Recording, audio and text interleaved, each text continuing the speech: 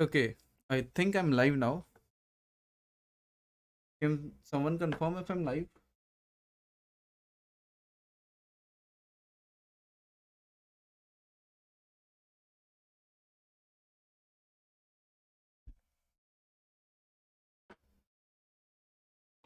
Okay,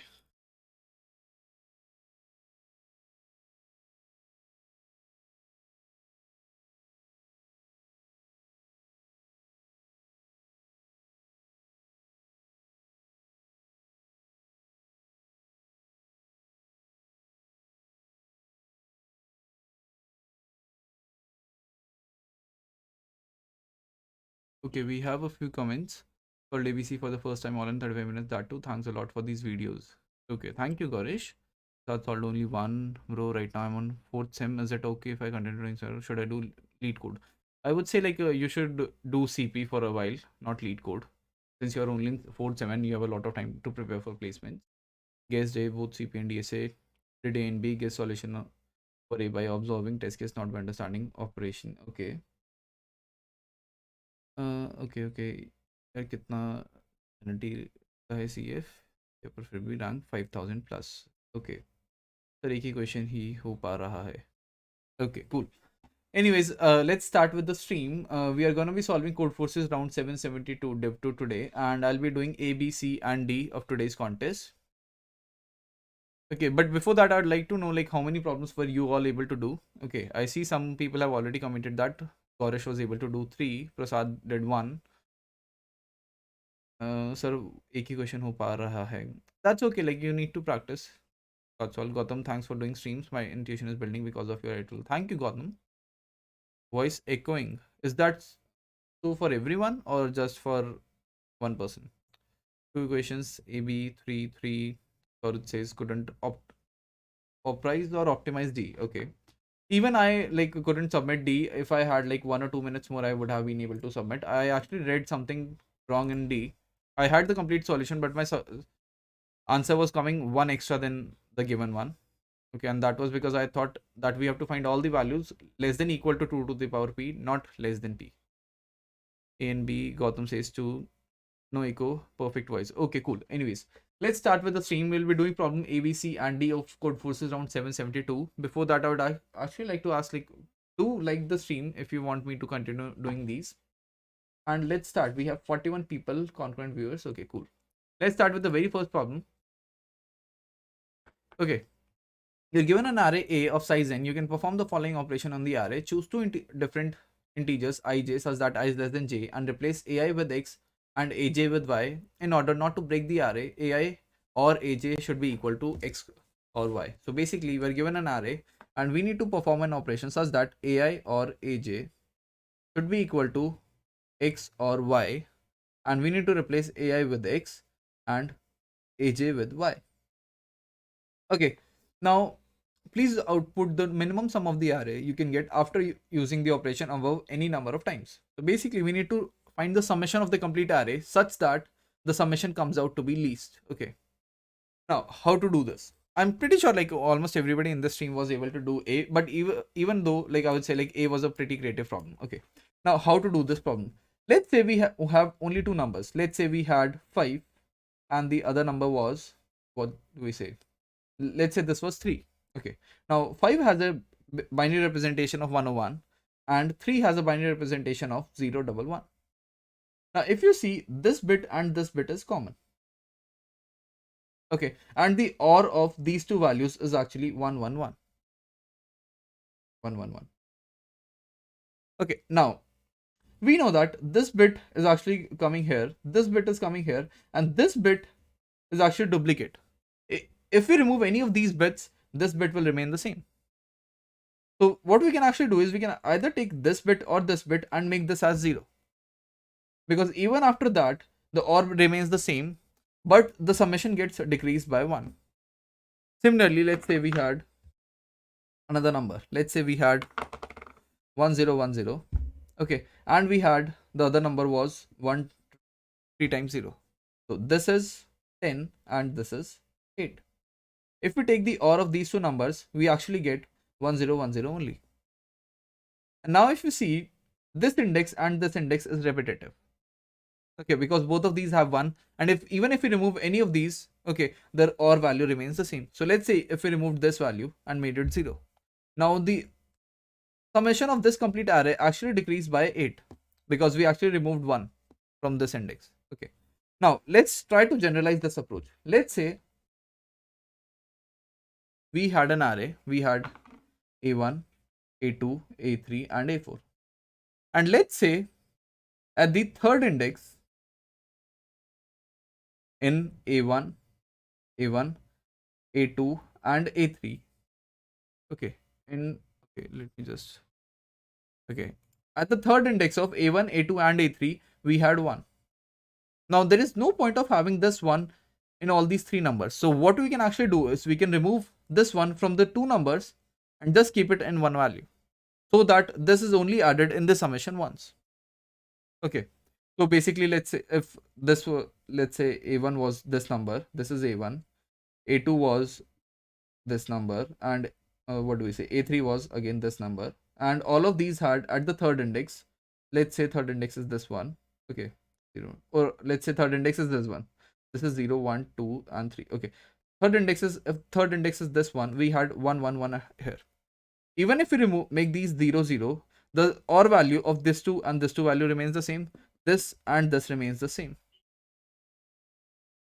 Okay, so that is all you have to do. Now one way to do this is actually you can actually find out the OR of all the values, and after that you'll actually have one only at one place. Okay, so even if we had multiple ones at different numbers, okay, we'll only get 1, 1. So OR of all the values is the answer. And yeah, I can see people are also commenting the same. Suraj says a or equals to ai. Yes. Okay, so that is all you had to do. Let me show you my submission. Okay, so this is, okay, let me show.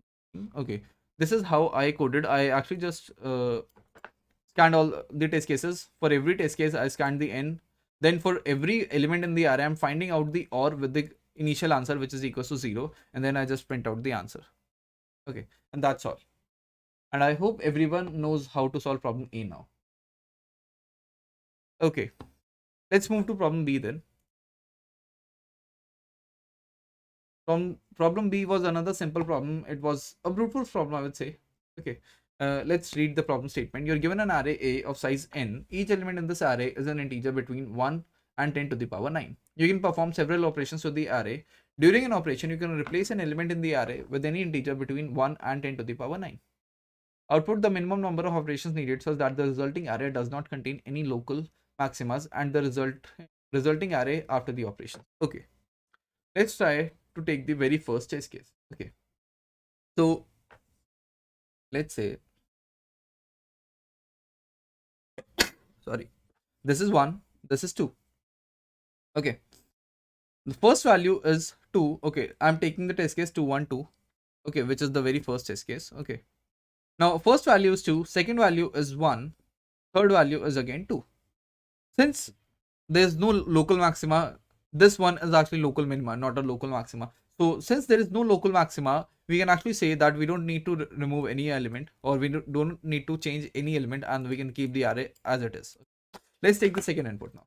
Okay, let's say we had the second input, which is 1, 2, 3, 1. Okay, so we had 1, 2, 3 and 1. Okay, this is 1, this is 2 and this is 3. So we had 1, then we had 2, then we had 3, and then we had 1. Now if you see, this point is a local maxima. Okay, now what are the ways through which we can actually remove this local maxima? We can either make this go till this point. Okay, so if this comes, if the array becomes 1, 2, 2, 1, we don't have any local maxima. The other option was we could actually take this all the way to 1. The array would become 1, 2, 1, 1. But now if you see, this 2 becomes the local maxima. So we always need to maximize this value. Okay, so we keep it at 2 only. Okay. But let's take another test case now. Let's say we had, which test case? Let's say we had, okay, I'll remove my screen, and let's say we had which test case? The last test case, I would say, or let's take the second last test case. Okay, so we had 1, 2, 1, 3, 2, 3, to 1. Okay, and let me draw the graph. So we had, this is 1, this is 2, and this is 3. So we started from 1, then the next value became 2. Okay, then the next value again became 1, then we jumped to 3, then we had 2, then we had 3, then we again had 2, and again 1. Okay, kindly tell the D solution. I'll come to D, Raja. Okay, all right. Now if you see, we have two local maximas here. One is this one, and one is this one. Okay. Now, one way to remove this local maxima would be, we can actually take this value all the way down to 1. The array would become 1, 2, 1, 1, and this is 2. Okay, and if you see, okay, this is also a local maxima. So let's focus on this one first. Okay. Yeah, okay, cool. So, okay, cool. Let's focus on this element. We can actually take this somewhere above or down. If we take this above, this says the local maxima only. So the only way we can remove this local maxima is if we take this become equals to 1. So we have 1, 1, 1, and we have actually changed this value to 1. Now let's take the next value. Let's see, this is the next local maxima, and we can either make it equal to 2 or 1 or something bigger than that. Okay, making this bigger than that will not change the situation because it will be the local maxima only. Okay. Lakshmesh says replace with max element in the array. Let's see. Okay. Now, what we can rather do is, we can actually take this value here.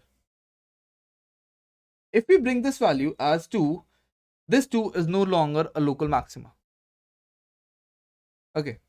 So, let's say we made this 2. The next value was 2 only. Now we have this 3 as a local maxima. Then we again have to make this value 2. But if you see, we actually changed this, and this value. Okay. But if you see in the solution, we only have to change 2 values. And the reason for that is, instead of changing this value and this value, we can actually make this value equal to 3. And if we do that, this is not a local maxima and this is also not a local maxima. So we always have to replace the next value. Okay. So if any value becomes a local maxima, what you have to do is, you have to take the next value, make it equal to the value of local maxima. Okay, because if we make this equal to local maxima, this will no longer be a local maxima, and this value will also no longer be a maxima, because this is equal to the previous value only, and the next value will be smaller than that, or even if it is greater than that, this will have made its best attempt to remove this as a local maxima. And that is all you have to do. So basically, if the next if we ever find a local maxima, just see if the next value is greater than that. If it is not greater than that, make it equal to this value. Okay, I'll show the code. Okay, I have some comments. Lakshmesh says replace with max element in the array. Will that work?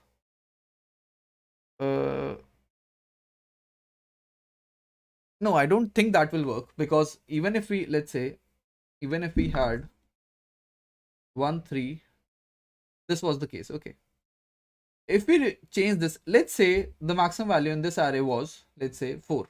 We had 4 here, and if we change this value to 4, we would still have this as a local maximum. Okay, so I don't think that will work. What we have to do is make it equal to the previous value. A of I plus 1 equals to max of A of I plus 2 comma A of I. Yes, that is the same thing only, because we know that AI is actually equal to A of I plus 1. Okay. A of I is actually smaller than A of I plus 1. So we don't really need to find the maximum value. We can just write A of I equals to A of I plus 2. If AI is local maximum. Yes, exactly. Let me show my code as well. Okay. I actually wrote a little complex solution, but we can remove some part of it. Okay. So basically what I've actually done is, before finding out the values, I've actually found out the slope of every value. Okay. So this is actually a +1 slope, because the next value is greater than that. This is the -1 slope, because the next value is smaller than that. And if we had same values, let's say after this, we had a value same, then the slope would be 0. So that is all I have done here.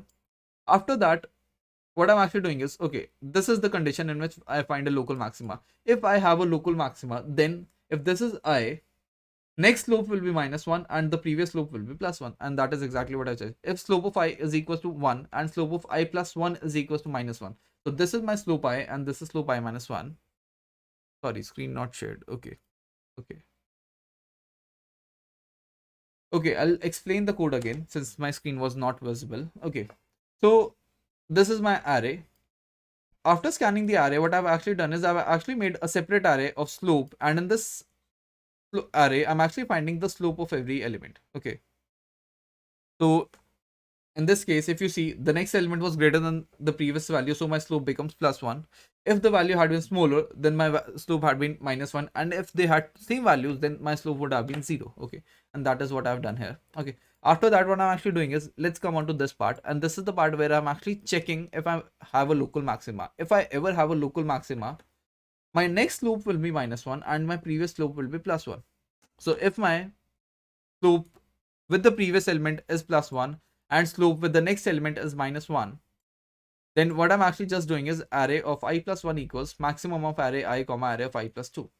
We don't really need to do max of array I comma array I plus 1 because we can just write array of I plus 1 equals to array of I plus 2, because we know that array of I is actually less than array I plus 1 because slope of I is equals to 1. Okay, just change this value and make count plus plus, and that is all you have to do. And in the end, you can just print the complete array. Is it clear to everyone? Little bit of implementation and observation, that's all. And yes, this is the greedy approach. Okay, cool. Okay, let's move on to problem C then.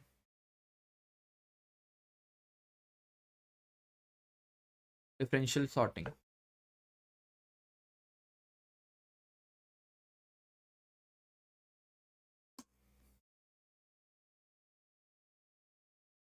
Okay, cool. Okay. You're given an array A of n elements. You can perform the following operation no more than n times. Select 3 indexes x, y, z, such that x is less than y less than z. Okay, and replace ax with ay minus az. Okay, so we have 3 element indexes x, y, and z, such that x is less than y and y is less than z, and we need to make ax equals to ay minus az. B and C had somewhat similar approach. Yes, I would say that. Like, I have found C simpler than problem B actually. Okay, cool. Your goal is to make the resulting array non-decreasing. If there are multiple solutions, you can output any. Okay, and you can actually do no more than n operations. Okay, cool. Now, one thing to, okay, let's first take the very first test case. So we had 5, 4, 2, -1, and 2. Now we need to make the complete array non-decreasing, which means it should be either increasing or same. Okay, that means a of I should be greater than or equal to a of I minus 1 for every I. Okay. Now we know that this 5 is not smaller than this. That means we need to change this 5, or we need to make this 4 something greater than 5. Okay. Similarly, even after we, okay, let's do one thing. Let's jump directly. Okay, or let's see the final answer. Okay, so for this, what they have actually done is the final answer. Okay, so what they have done is they've actually changed this 5 to 6 first. They've made this 6, 4, 2, -1, and 3. And the way they have done this is by doing 2 and 3. Okay, so they chose, this is -4. They chose this -4. They had ay equals to -4, and then they had az equals to this 2. So ay minus az becomes -4 minus 2, which is actually -6. So they replace this 5 with -6. Now we know that this 2 is actually greater than this -1, and this needs to be smaller than or equal to -1. Okay, so what they did was they did -1 minus of 2. This becomes -3, and they replace this 2 with -3. And now if you see, the complete array is non-decreasing. Now how to do this? Okay, the initial thing that you need to notice in this is that, okay, let's say we have a1, a2, a3, a4, and a5. Okay, now the very basic thing that you have to see this in this is, to do one operation you at least need 3 indexes. Okay, and there is no way you can actually replace this a5 or a4, because in order to replace this a4, you need 2 indexes after this which are not present. And similarly for a5 also, you need 2 more indexes, but this is the end of the array. So a4 and a5 will never be replaced. Okay, that means a4 should be less than or equal to a5. If this is not true, our answer is -1. Else we have an answer. Yes, Hitesh says last two elements cannot be changed. Exactly. Okay.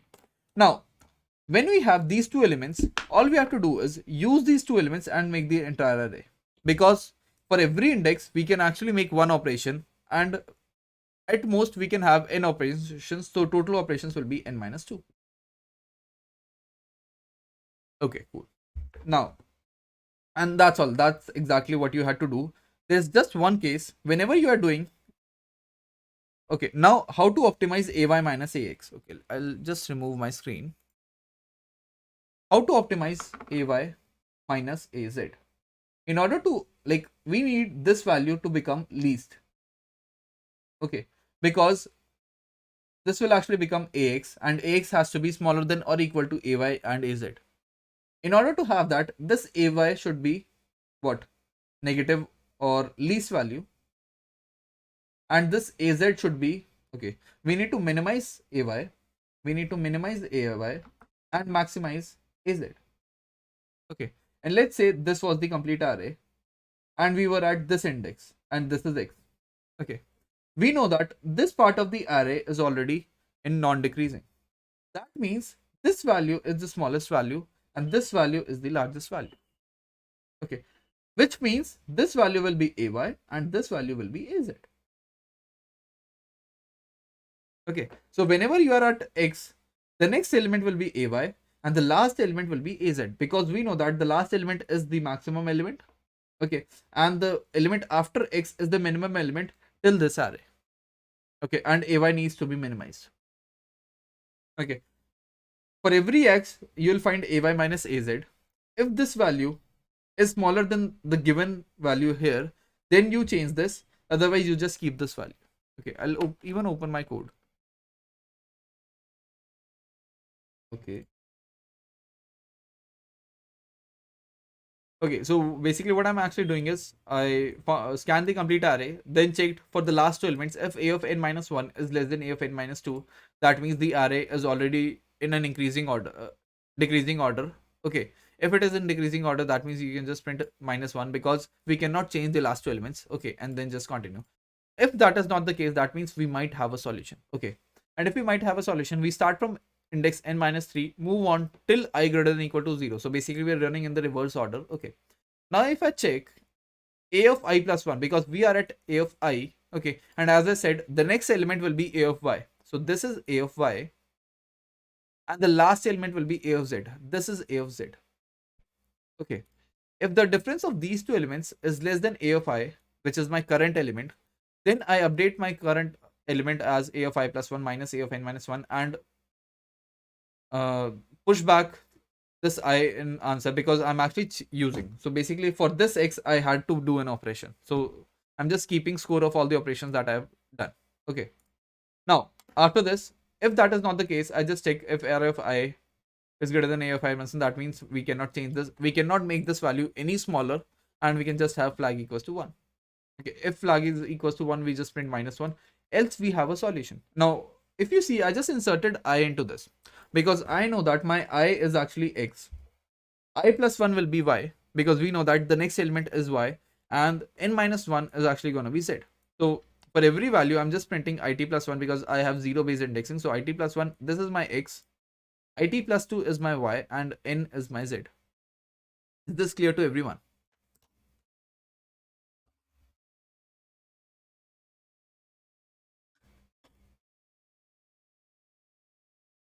Okay.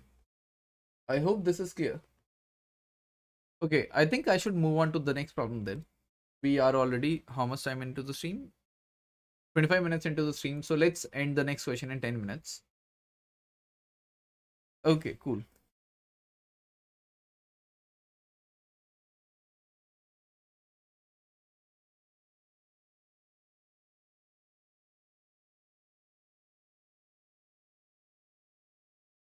Harshal says, man, how was this supposed to be reduced from the problem statement? Okay. Puneet says, flag किसको update कैसे update हुआ? Flag is getting updated whenever. Okay, let me just.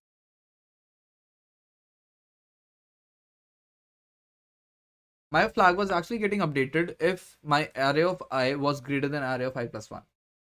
I'll just show you that as well. See, if my array of I is greater than array of I plus 1, then I make flag equals to 1. Okay, cool. Let's move on to problem D then. Okay, this is a very creative problem, I would say. You're given an array A consisting of n distinct positive integers. Let's consider an infinite set S which contains all integers x that satisfy at least one of the following conditions. X equals to ai for some I greater than equal to 1 and less than equal to n. X is equals to 2. Okay, let me just write. So we have x equals to ai. Okay, x equals to 2y plus 1, x equals to 4y. Okay, where y belongs to the set, y belongs to the set, and x belongs to the set. Okay, so let's take the given test case only. If we had a as 1 comma 2, if this is my a, okay, what is my possible s? Okay, my very first value is 1. Okay, so I can insert 1 in the set because x is equals to ai. So every element in my array is actually going to be in the set. If I have 1 in my set, then I will also have 2 times 1 plus 1, which is 3 in the set. If I have 1 in the set, then I'll also have 4 times 1, which is 4 in the set. Okay. Now, if I have 3, I'll have 3 into 2, which is 6 plus 1, 7 in the set. And 3 times 4, which is 12 in the set. Okay. Okay. Then if I have 4, that means I will have 4 times 2, that is 8 plus 1, 9 in the set, and 4 times 4, which is 16 in the set, and so on. Now let's come on to the next value, which is 2. If I have 2, okay, I'll also have 2 times 2, 4 plus 1, 5 in the set. I'll also have 4 times 2, 8 in the set. I'll also have, now since I have 5, I'll have 5 times 2, which is 10 plus 1, 11 in the set. Okay. Then I'll have 5 times 4, which is 20 in the set. And then for 8, I'll have 8 times 2, 16 plus 1, 17 in the set, and so on. Okay. Now, this is how my set is getting calculated. Okay. Now, let's look at the question again. The question says that find the number of elements in S that are strictly smaller than 2 to the power p. Since this number may be too large, print it modulo 10 to the power 9 plus 7. Now, if you see, my p is actually 2 into 10 times 5, and it is actually 2 to the power of p, so there is no way we can actually calculate the value of this. Okay, which actually tells us the question needs to be solved by using binary operations or in binary format. Okay, now the very first thing that you had to see in this was, for every a, I'll have a different set. For a equals to 1, I'll have a different set, and my set for a equals to 2 will be completely independent of a equals to 1. And the way I did this was because I actually just wrote a brute force to find all the values that I can have in the set with 1. Okay, so I wrote the first 100 values, and similarly for 2 also I wrote the first 100 values, and then found out the intersection, and I found out that there was no intersection. That means for 1 I have a completely different set, and for 2 I have a completely different set. Now coming on to the proof, how do we prove this? Okay, let's say initially I only had 1, and the binary representation of 1 is written as 1 only. Okay, or let's write it like this. I had a 1. Okay, now we can either make a number as 2y plus 1, or we can make a number as 4y. What do these two values mean? Let's take a random value. Let's say we had 5. Okay, now 5, but if my y is equals to 5, then 2y plus 1 actually means 11, and 4y means 20. Okay, binary representation of 5 is 101, and binary representation of 11 is actually 8 plus 3, which is 1011, and binary representation of 20 is actually, okay, these are values, or 20 is actually what, 10100. Okay, now if you see, whenever we have to make a value as, so we had to make y equals to 2y plus 1. Okay, now in order to make a value twice its value, okay, if we had 101, 2y will be equal to 1010. Okay, so basically if I had a y, okay, and it was equals to 101, it's 2y is actually going to be equal to 1010. And 2y plus 1 will be equal to 1011.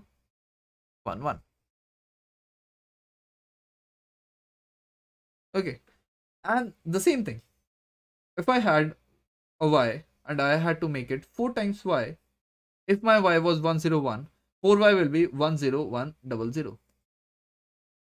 Because when I have to multiply the number by 2, every bit is actually does a left shift. Okay. And we add an additional 0. But since in this one we had to add plus 1 as well, so we added plus 1 at the very last. But in this one we had to multiply the value by 4. That means 2 times 2. Okay. So first we multiplied this by 2. So if we had to multiply this, make this 2y, then this will be 1010. Then for 4y, this will be 10100. Okay. So I hope this is clear. So basically, for every binary representation of any value, what we can do is, let's say this is some representation, we can either have 1 appended or we can have 2 zeros appended. Okay, so if we had 1, let's say if we started from 1, we could either make 1 1. This is nothing but 2y plus 1, which is 2 into 1 is 2 plus 1 is 3, and this is 3. Or we could have made 100. Okay, this is nothing but 4 times y. Okay. Now, let's do the same operations again. Okay, this is what? 2y plus 1, and this is 4y. Okay. Now, again, this will become 111, and this will become 1100. This is my 2y plus 1, and this is my 4y. Similarly, for this one, I'll have 1001, and I'll have 10000. Okay. Then, similarly, for this one, we'll have 4 times 1, and we can have 11100. Or for this one, we can have 11001 or 110000. Similarly, for this one, we can have 100100. Sorry, it will be 1. Or we can have 100100. Okay. And for this one, we have 100001 or 1000000. Okay. Cool. Now, okay. So this is the tree that we're making. Okay. I think like some of you might have got the solution now. Okay. Let's say we only had 1 in the array. And we had to find for p equals to 5 or 4. Let's say 4. Okay, if my p is equals to 4, that means 2 to the power p is actually going to be 1 and 4 times 0. Now, let's see how many values do I need to count. Okay, I need a different marker.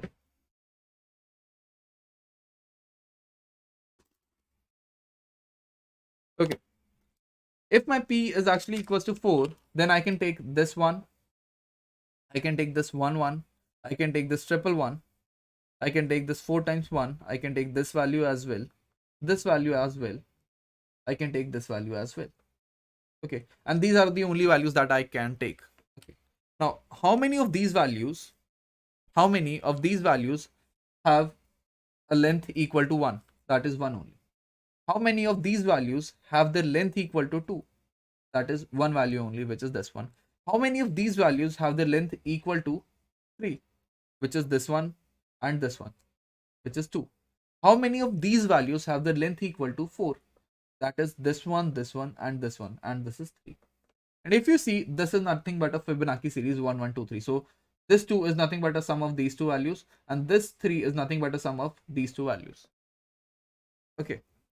So basically, if a given value is 1, okay, all the values with the size equals to 2 will be this and this. Okay. Okay, this is a little hard to explain now. So basically, this is the Fibonacci series. Okay, and if my p is equals to 4, okay, let's find the answer for this one only. If my p is equals to 4, then my 2 to the power is equals to 1, 0, 0, 0, 0. And all the values that I can take is this, and this. So we can, by counting, we can say that answer is 1, 2, 3, 4, 5, 6, 7. Now, how to find this 7? This 7 is nothing but summation of all these values.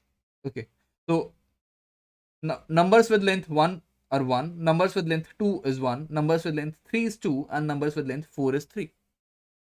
And we can actually find all these values using Fibonacci series. Okay, now this is when we only had 1. What if we had more numbers? What if the array had 2 as well? Okay, so basically, okay, I'll just remove this one now and say, if I had a 1, okay, if I had a 1, all the numbers with their length 1 would be 1. All the numbers with their length 2 will be 1 only. All the numbers with their length 3 will be 2. All the numbers with their length 4 will be 3. All the numbers with their length 5 will be what? 5, because 2 plus 3 is 5. And for length 6, it will be 3 plus 5, which is 8. And this is a Fibonacci series. Okay. Now, the same thing will go for 2. We know that 2 already has a length of what? 2, because 2 in binary is written as 1, 0. Okay. So all the numbers with their length 3 will be 1, 0, 1. All the numbers with their length 4 will be, okay, with their length 4 will be 1, 0, 1, 1 or 1, 0, 0, 0. Basically, after every value, I can either add a single 1 or 2 zeros. So after this, if I add a single 1, I get this. And after this, if I add 2 zeros, I get this. Okay. So what I'm trying to say is, even if you didn't make that tree, if for, let's say, 5th index, we had some value x. For 6th index, you had some value 6. Then for 7th index, we know that either we could have added 2 zeros after this x. So if this x was, so this x actually tells us the number of values with length 5. Okay, the number of values with length 7 will be x plus y. The reason for this is because we can either add 0 zeros after all these x numbers, or we can add a single 1 after all these y numbers. So all the values with length 7 are actually going to be x plus y. Okay, so this is how you have to make the Fibonacci series. Okay, now coming on to, this is for 1. What about 2? Okay, we know that if the length is 2, okay, for 2 the length is also 2. Okay, so we know that this is 1. For 3 also we'll have 1, because after this we can only have 1, 0, 1. But for the next one we'll have 1, 0, 1, 1 and 1, 0, 0, 0. So for 4 length we'll have 2. For the next one we'll have 3, then 5 and so on. Okay, so basically what you have to do is find out the difference. Okay, because for 1 we know that the length of this was 1 and p was 4. So 4 minus 1 is 3. So you have to find the summation of the first, what? These 4 values, because this itself is included. Okay, but if my value was equals to 2, then the length of this is actually 2, but my given length is 4. So 4 minus 2 is 2. So the summation of first 3 values, and that is actually this only. This one signifies this one signifies this one, and this 2 signifies these 2 values. Okay, now for every value we can easily find how many numbers are going to exist. Okay, but there is one trick case now. Okay, we know that set of 1 and 2 are actually going to be exclusive. What about a set of 10? Can we say something about the exclusivity of this set of 10? Or what about set of 9? Can we say something about the exclusivity of this 9? If you see, this 10 actually means 1010 in binary. And there is, okay, let's start with 9, since this is easier. 9 actually in binary means what? 1001. That means this 9 actually came from 100, because in the end it had a single 1. Okay, that means this 1001, which was 9, came from 4, because 2 times 4 plus 1 is 9. And this 4 came from 1 because 4 times 1 equals 4, and it had 2 zeros in the end. So what we're actually going to do is we'll try to find out the reduced form of this 9. The reduced form of this 9 is 1. But reduced form of 10 actually remains 10 only, because neither it has 1 in the end or it has 2 consecutive zeros in the end. That means this set will be a unique set, and the set of 9 will actually have a complete overlap with set of 1. And since we have already counted set of 1, we don't need to count this value. But if we didn't have this 1 in the set, then we had to find all the values for 9. Okay, so this is what you had to do. Okay, I'll give you one more example to see how to find the reduced form. Let's say we had 1 0 1 0 1 1 0 0 1. Okay, reduced form of this is actually going to be 1 0 1 0. The reason for that is because this one can be removed because it is nothing but 2y plus 1. These two zeros can be removed after that. Okay, so this one gets removed. After that, we know that we have two zeros consecutive, so we can remove this 0. Then we have 1 1, so we remove this one. Then again we have a single 1, so remove this one. And in the end, we have 1 0 1 0. Okay, and this is the reduced form of that big number. Now we see if this reduced form was already calculated. If it is already calculated, then we don't need to add the values of this big number because all these values will have an overlap with the smaller number. But if we didn't have this smaller number, then we had to find all the values for this number as well. Okay. Now I think I have explained enough, and if I show the code, I think everybody will be able to understand. But one small thing before that, how to find this reduced form? All you have to do is, okay, if my number is odd, that means it is of the type 2y plus 1. So I can directly find y from this by doing, like, if this is n, I can first find n minus 1 and then divide this by 2. But if it is e1, it either has to be of the form for y, or we can just break out of this loop because we know that this is going to be the reduced form. Okay, so coming on to my code. Okay, just a second, let me show you my code. Is system testing over? Then I can submit this question and then show you the code. I don't have it on this machine. It's 100%, but I don't think we can submit. Let me just try.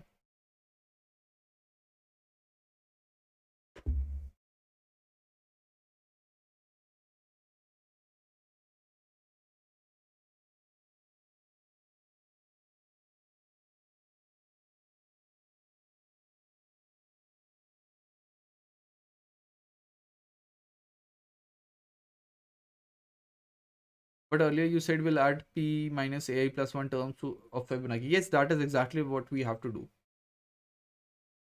do. Just a second. Let me just see if I can submit the code.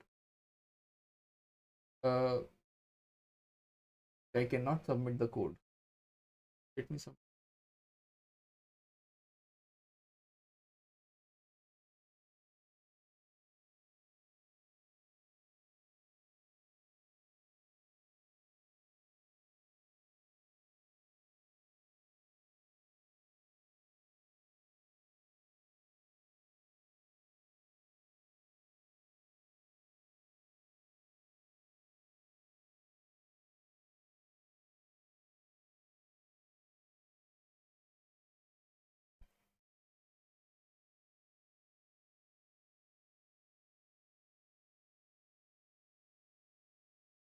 Okay.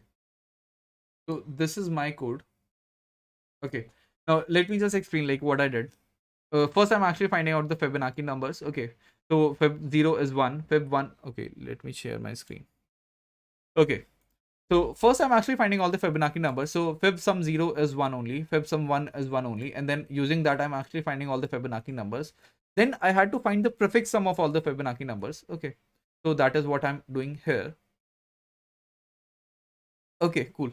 After that, I just scanned N and P. Okay. Then I scanned the complete array. I sorted the complete array so that every time, okay. So basically, if I had 9, let's say, I need to process 1 before this 9 so that I can know that this 9 is nothing but a reduced form of 1 only. Okay, so that I can actually count all these values in this set for this one, and I know that all the values for 9 will already be calculated in this one. But if I do the opposite of this, if I find all the values of 9 first, okay, then I cannot say all the values of 1 will be included in this 9 because 1 will have 1, 3, the small numbers before 9 will also be there, which won't be included in this 9. Okay, so if we actually calculate 1 first, then we can say that all the values for this 9 will be already present in the set of 1. Okay, so I sorted all these values first. Then what I'm doing is for every value, I'm trying to find the reduced form of that value. So we know that for 1, the reduced form of 1 is 1 only. Okay. So I also have this reduce function, which is nothing but what I explained here for odd and even values. Okay. So, okay. Now for every value, if the reduced form is not present in my set, okay, that means this value is coming for the very first time and I need to find all the values this is going to provide for the set. Okay. What I do is I find out the length of the binary representation of this number. Okay. So this function does nothing but returns me the binary representation of that number. I am just using this binary to find the size of that one. Okay. So if my size is less than equals to p, all I have to do is fib sum of p minus binary size. Okay. So for one, I knew that the length of this one is 1 only. Okay. And my p was 4. My p was 4. So 4 minus 1 actually gives me 3. So what I needed was fib sum of 3. Okay. And I know that my fib sum of 0 is 0, 1 is 1, sorry, 0 is 1, 1 is 1, 2 is 2, 3 is 3, and okay, we just need till 3 only. After that, we had to find the prefix sum. So this is 1, 2, what? 4, 7. This gives me 7 then. And we already calculated that the answer for if my array only had a single value, which was 1, and if my p was equals to 4, would be 7. And that is what we are getting here. Okay. Let's say after 1, we had 2 as well in the array. We know that set of 2 and 1 are exclusive because the reduced form of 2 is 2 and we don't have this 1 in the S already. Okay. So we would have done the same thing for 2. But after that, let's say we had 9. We know that the reduced form of 9 is actually 1 only. And since 1 is already present in the array, we don't calculate, go into this if loop, which means we don't add any more numbers in the set. And that's it. Okay, is this clear to everyone now? A bit of a tricky question, and you could actually see that from the standing, like from the rating also, because it had 2250 as its rating. And a usual rating for D problem is 2000. So it was supposed to be a little difficult than that. Okay, is this clear to everyone? If yes, we can end the stream. Okay, I have some comments. Great explanation. Explanation is very much clean. Thank you. Love Sangati. Okay, but earlier you said we'll add p minus ai plus 1. I'm actually finding the summation, and if you see in my code, I'm actually running this from what? My fib 0 is already equals to 1. If this fib 0 would have been equal to 0, then we would have done your case, which is p minus ai plus 1. But since it is equals to 1 only, for 0 only, I'm just doing p minus ai. Okay, cool. Super great doing. भाई आप अब किस company में हो? I'm actually in Adobe. Some Mike has mentioned that as well. Okay. Yeah, that using okay, got a name. Call prefix. No need to call prefix sum. I did prefix sum already while counting the Fibonacci series, but do we not need to do that? I think we need to do that. Yes, we need to do that. I don't know like why you are saying we don't need to do that. Otherwise, we'll get time limit exceeded because the length of p is actually 2 into 10 to the power 5. So for every element, we might have to go till 10 to the power 5 to find the summation. Okay, cool. I think that's it for the stream, and we can end the stream. We did problem A, B, C, and D of today's contest. I don't think E is for the scope of this stream, and I myself haven't read E, but I'll definitely do this after the stream and like submit my code so you can see after that. Okay, is there some testing over? I want to submit my problem D. No, it's not over. It's at 100%, but we cannot submit. Oh, it's over. It's over. Let me just submit my code. My code.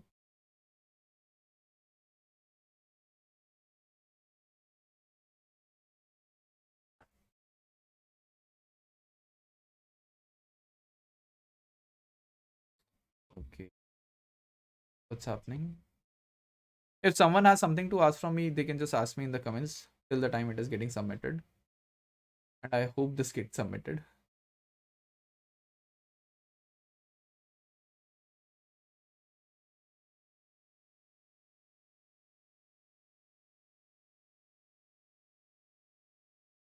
Wrong answer on 5.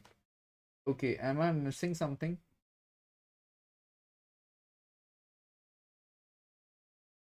Okay, let's see if there is something I'm missing. Okay.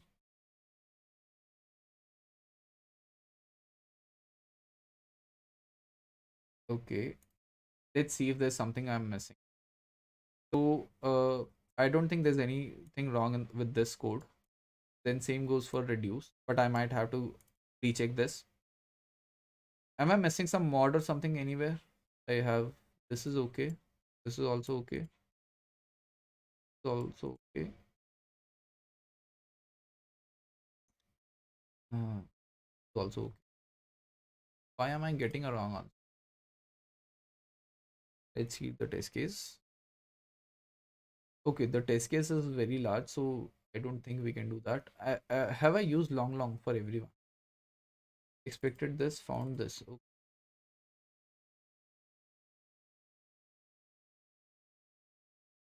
have long as well.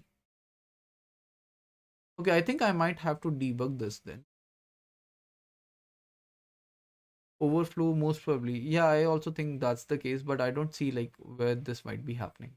Because for every time I'm adding something into the answer or fib sum, I'm actually using mod. My mod is right? Is actually equals to 10 to the power 9 plus 7. Problem says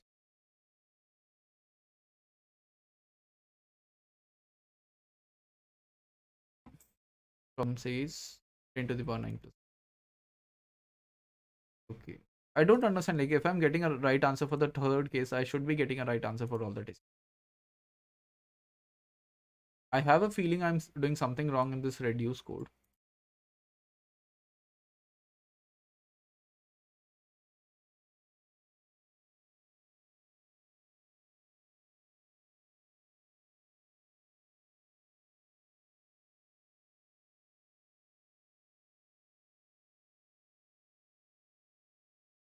Okay, is someone able to see like what is wrong with this code?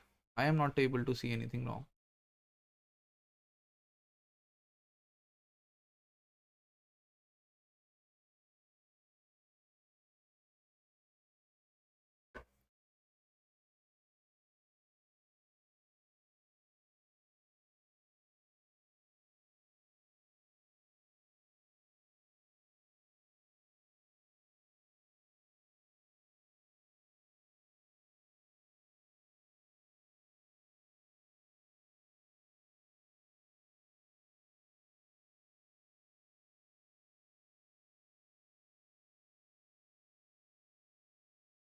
This statement is perfectly fine. I'm sure of it. I've sorted the elements right. It's also perfect.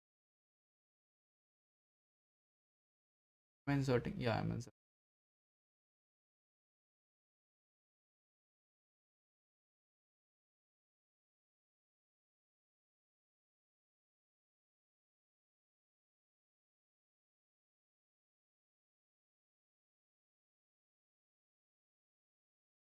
Okay, let's look at this reduce code because I think that this is the only point where I can get something wrong. Okay, so while my values are greater than 1, okay, okay, if my value is an odd value, then I know it's of the form 2y plus 1. So I subtract something, subtract 1, make it even, divide this by 2, and I have a new n. Okay. Otherwise, if it is an even value, then I check if it is divisible by 4. If it is divisible by 4, then I just divide this by 4, else I break, which is perfectly fine. Should this be equal to while n is greater than equal to 1? Will that change anything? So if my n is already equals to 1, I just return n. If it is equals to, let's say, 3, I make it equal to 1 and then return. If it is equals to, let's say, 4, then again, since it is an even value, I divide this by 4 and becomes equals to 1 and then return. I don't think there's anything wrong in this.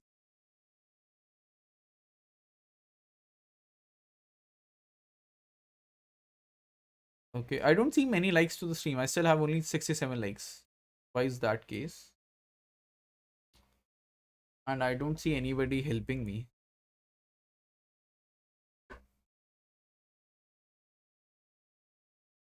Okay, I don't think like it's worth to like waste everybody's time on the stream. I'll just figure out what is wrong with this code and submit my new code. Okay.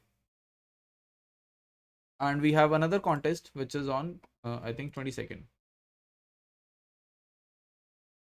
Yeah, the next contest is on, yeah, education round is on 22nd. So I'll stream this one as well. It will start at 8 only, so I'll probably come live at 10:30. And yeah, that's it.